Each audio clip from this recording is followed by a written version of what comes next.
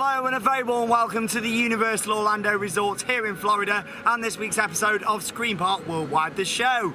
This week I'm going to be talking about everything that we've got up to so far, including the brand new edition Reign of Kong and the Incredible Hulk refurbishment here at Universal Orlando Resort. I'm also going to be talking about SeaWorld and their brand new hypercoaster Mako that we experienced earlier in the week, and of course Busch Gardens on their brand new max spinning coaster Cobra's Curse. I'm Shawn Sanbrooke, this is Screen Park Worldwide, the show. And that means it's time to spook those titles.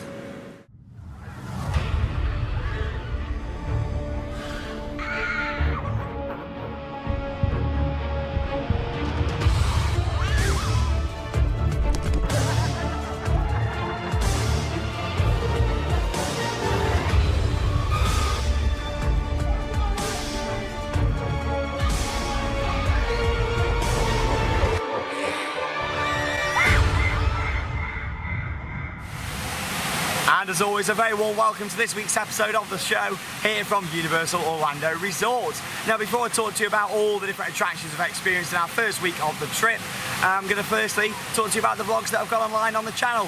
Of course, our vlog from Fun Spot Orlando is now online, so make sure you check that out. Along with that, the longest ever vlog so far on the Theme Park Worldwide YouTube channel is now online. That is part one of our Universal vlog. We visit both parks, Universal Studios Florida and Islands of Adventure as well, so make sure you do check that out, now online here on our channel. We've also got the latest vlog and the newest one, and that's from the Orlando Eye as part of the iDrive 360 complex, owned by Merlin Entertainment, a British company, and it was great to get around there and see the attractions, so make sure you check that out as well. In terms of live updates, we've still got over a week left of this trip where we're going to be heading to the Walt Disney World Resort, so make sure you do check out our videos from there, and we've got more vlogs to come throughout the next week from SeaWorld and Busch Gardens. Anyway, I'm now going to talk to you about all the new attractions we've experienced so far this week in Screams Off the Rails.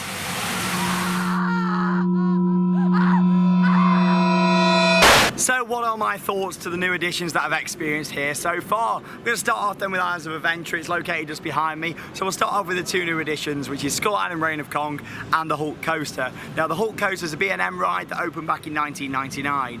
I first rode it 2 years ago in 2014 and I did find it a little bit rough. I did think it needed some retracking work. The fact they've completely pulled down that ride, or pretty much, and rebuilt it is absolutely fantastic. It runs a lot better now, really smooth. It's got all the new queue line, it's got new trains, it's got onboard audio. As you got that kicker wheel launch at the start into your first inversion, the screens all down the side. They've genuinely done an amazing job with that. It's a 10 out of 10 coaster from me, one of my favourite B&Ms. The fact that it's got the onboard audio and them really nice looking B&M sit-down cars, it looks fantastic. I'm really impressed with that. Like I say, what a brilliant addition to the park. The fact they've gone back and thought, you know what, the queue line looked a bit nasty, that needed work, the coaster's a bit rough, let's just completely redo it. So well done to Universal on that one. And like I say, when you go into that queue line, you've got the Incredible Hulk stood there ripping some B&M track apart, and a train on there as well. So they've done a really good job and it looks absolutely fantastic. Moving on to the other new addition then, which is Skull Island Reign of Kong. Now this is an attraction that I was quite excited for until a couple of months ago when I read some reviews on US fan sites. I always won't sort of rule stuff out after reading a review. However, after riding it, I am slightly disappointed. The facade is amazing. You look at it and you think, wow, it looks stunning. When you actually get onto the ride itself, it's very let down. I mean, the queue line, you go through the scare actors. I mean, I know that was quite controversial again, having scare actors in the queue line. Not too scary though. I mean, you walk through loads of rock work and things. Brilliant queue line, probably one of the best queue lines out the whole of the theme parks in Florida. Looks amazing, really atmospheric audio, great lighting. And then you board a vehicle, kind of like Kilimanjaro Safaris at Animal Kingdom, but without the driver, as it is a tracked ride. Motion tracked ride, and you've got the fake driver in the front, which looks quite realistic actually, an animatronic there. For anyone that doesn't know Kilimanjaro Safaris, think Zufari at Chessington for the UK viewers. You board on that, you go outside and you see the fire effects, and you look at this amazing facade and you think, wow, this is going to be a brilliant ride. The gates open, you go inside, and then you have a couple of really good scenes where there's minimal screen usage. Then for a good 5 or 6 minutes you're sat stationary pretty much, jolting about a little bit with screens all the way round. that, you know, is where they've made a big mistake. I think it needed a lot more theming. I never did the original Kong ride that used to be here in Universal Studios, but Mr. Lee Wood, one of our vlog stars, did, and he tells me that it was a really good experience. So I'm a little bit disappointed, but the fact there is a massive Kong animatronic at the end is brilliant. I mean, he moves quite a bit. It's only the top half of his body. It's not his feet and legs and everything. You can only just see the top half, but it's really, really good animatronic, and it's an impressive way to end the ride. I just wish that we'd actually seen Kong, you know, in the action scene instead of just seeing it afterwards. Obviously on the screens, Kong's throwing things over us and about and things, whereas I think it would have been nice to have the animatronic in there, even if it was a bit smaller but stood next to the car. But don't get me wrong, still a nice addition to the park, good dark ride. It's had 90-minute queues. I've only had 2 rides on it, so you know, that's probably why, you know, when you've queued 90 minutes for something, you do think, you know what, was it actually worth the wait? And with that one, I didn't think it was. Other good new additions though here at Universal, the Toothsome Chocolate Emporium. That actually opened while we was out here. It's been soft opening for a few weeks, but we got in there. Beautiful building, really nice facade, looks amazing lit up at night just next to me here. There it is on your screen. I mean, that looks absolutely beautiful. You got the smoke coming out the chimneys at the top, and you got a lot of British actors in there as well. I think that's part of the whole theme, you know, like this mad, crazy chocolate factory. It's really, really good. There's a shop in there, a sit-down restaurant, a little place for cakes and ice creams and desserts, and yeah, really, really nice addition to the park, and I'm very impressed with that. Now let's talk a little bit then about the other additions, which is of course Mako at SeaWorld, the B&M hypercoaster. Now SeaWorld, just down the road from here, only a few miles down International Drive. Mako is a brilliant ride. It's a 200-foot tall B&M hypercoaster. SeaWorld's had a tough couple of years, so they wanted to put in this massive thrill coaster, and that's what they've done. Brilliant ride. It's not a Shambhala beater, but it's a really good coaster. I mean, it's trimmed quite a bit on the last section. There's a trim and you really feel it on the train, and then obviously you go into the airtime hill. There's lots of airtime on there, but just not quite as much as I would have liked. I think they could have done a lot more in terms of sort of the profiling of the drops and things like that to make a little bit more airtime. But don't get me wrong, it's still a really, really nice ride that I really do enjoy. I had 19 rides I managed on it, so didn't get 20 as there was a thunderstorm right near the end of the day. But yeah, I had walk on queue, really good operations. The theming is amazing, the queue line looks fantastic, and I think it's a really good addition to SeaWorld. At the end of the day, it isn't a top coaster for me, but it's a really good addition to that park. Yes, it is a thrill coaster, but I also think it's like a B&M sort of family hypercoaster in a way. I mean, it's only 200 foot, it's not massive, it's not even tall as the big one at Blackpool, you know, it is a smaller ride, but it's really good for that park and it fits in beautiful. It looks great with its blue supports and purple track. Operations are top class. SeaWorld's operations are really good, and I'm very impressed with that. So Mako gets a firm review, and as you'll see in the SeaWorld vlog when it goes online, that'll be the next one to go on. You'll get my full thoughts on Mako over at SeaWorld. In fact, I'm not going to keep you all waiting. I'm going to show you a little bit of on and off ride footage of Mako, the brand new B&M hypercoaster at SeaWorld here in Orlando.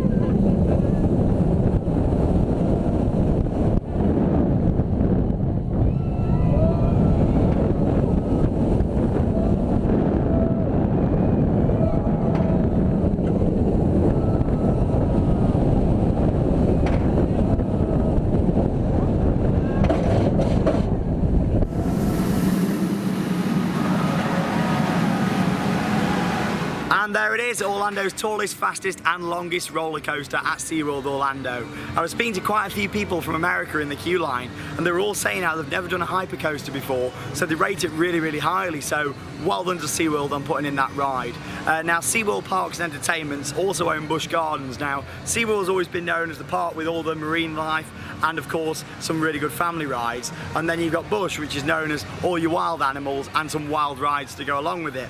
However, this year they've swapped it round. Obviously, Mako's gone in at SeaWorld, the big thrill ride, so the family ride has gone in over at Busch Gardens in Tampa Bay, which is still here in Florida, about an hour away from Orlando.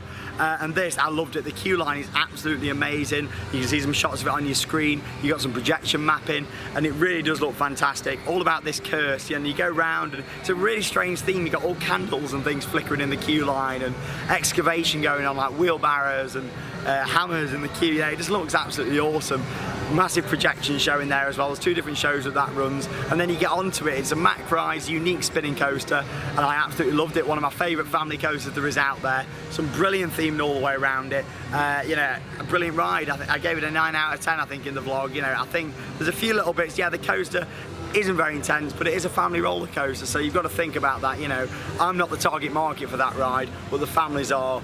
I think SeaWorld Parks Entertainments have done a fantastic job of putting in these 2 rides, and they've swapped it over. You know, Busch has always been known for your thrills, so they've put the family stuff into Busch and the thrill into SeaWorld, so well done with that. Here's a few shots then of Cobra's Curse in action over at Busch Gardens in Tampa Bay.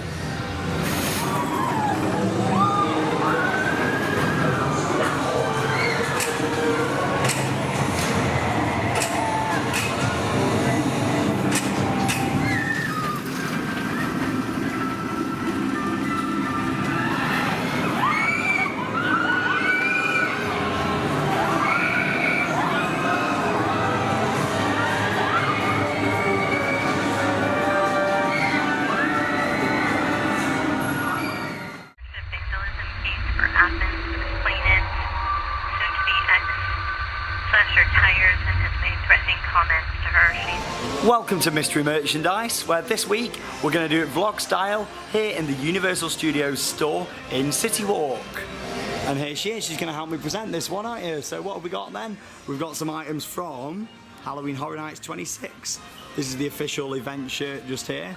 And on the back we've got the list of all the different houses that make up this year's event. American Horror Story, The Walking Dead, Halloween, The Exorcist, The Texas Chainsaw Massacre, Krampus, Tomb of the Ancients, Ghost Town and Lunatic's Playground 3D.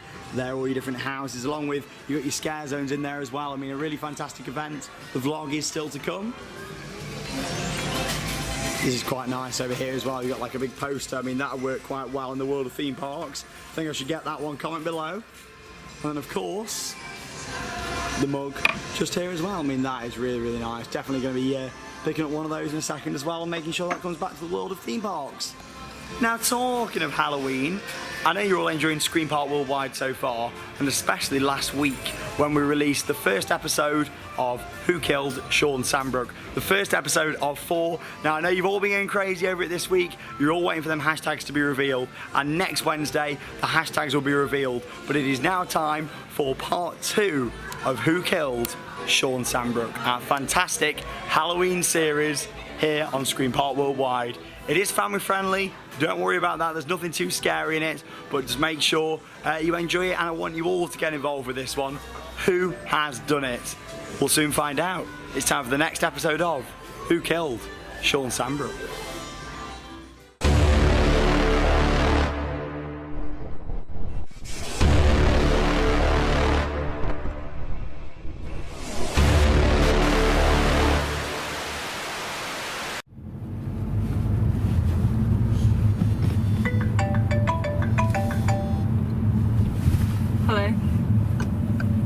Yeah, don't worry, it's all sorted. It's all sorted for tonight. Yes. Okay, bye.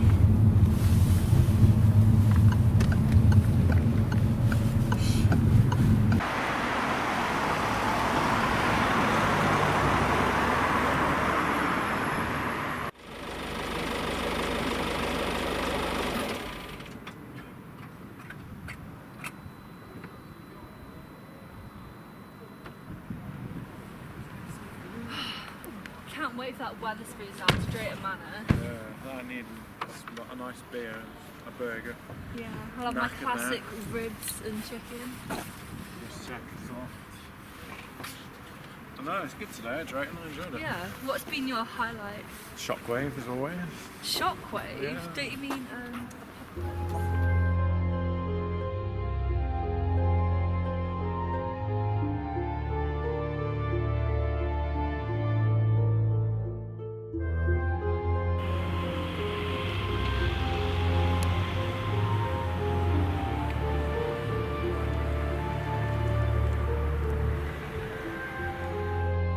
Did you enjoy Drayton Manor today? I did, right, but we got soaked, come on. Yeah, whose idea was it to go on the rapids and get absolutely soaked? Sure, right at the end of the day as well. I know. was a right soaker that was. It's not normally a soaker like that. I know, it's ridiculous.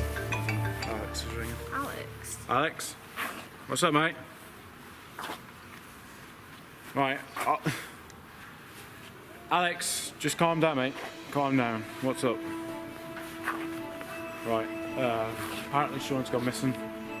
He might be kidding around, you know what Shawn's Is he like. just messing about, or is this actually serious? He's been gone like half an hour. Are you sure he's not just on a phone call or something? No. All right, Alex. Don't worry, mate. Honestly, me and Caitlin will go and split up now, and we'll go and have a look for him. Just don't worry. Just stay there. Harry's out looking for him as well. Me and Caitlin will go and have a search for him, and then we'll get back to you. Just don't worry. Just don't panic, mate.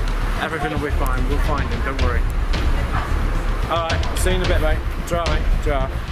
Right, we need to go. Apparently Shawn's gone missing. Right, okay, we'll go back. You go one way and I'll go another way, and we'll go and find him.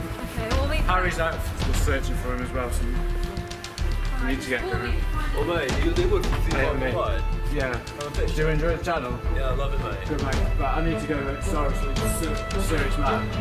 Sorry, mate. Very nice.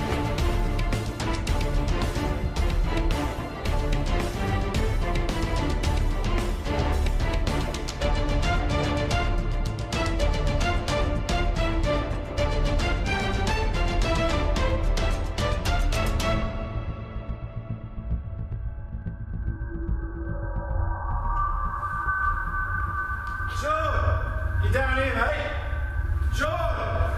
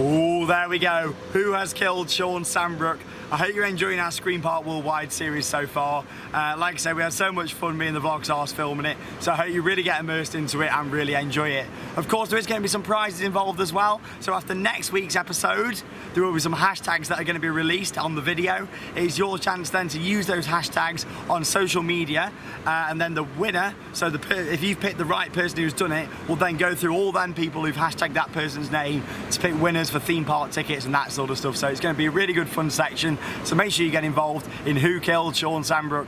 Episode 3 to come in next Wednesday's episode of Screen Park Worldwide, the show. Oh, it's so exciting. Like I say, I hope you're all enjoying that. It is now time for our final section from this week's On Location episode here from the Universal Orlando Resort. It is, of course, Interact with the Dead.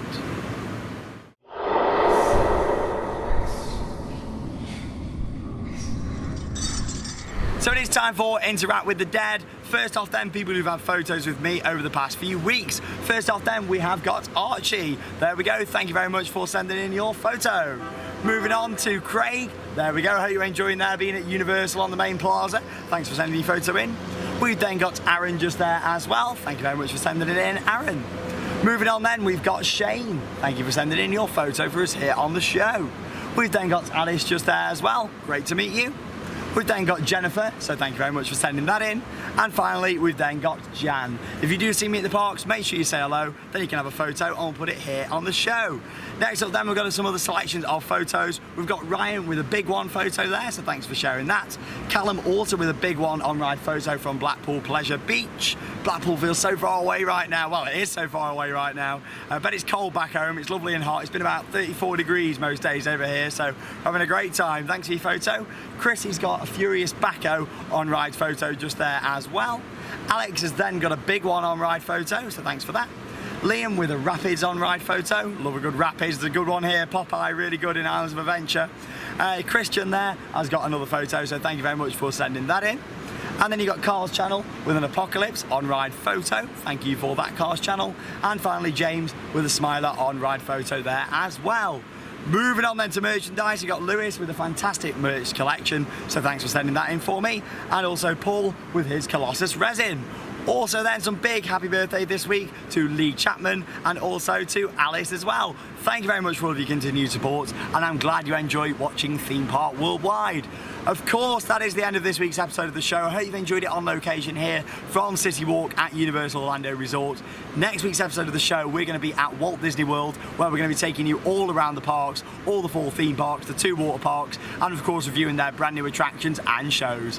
Thank you very much for watching Screen Park Worldwide. Make sure you check out our vlogs from the trip, and that means it's time to spook those credits. See you later, guys. Goodbye.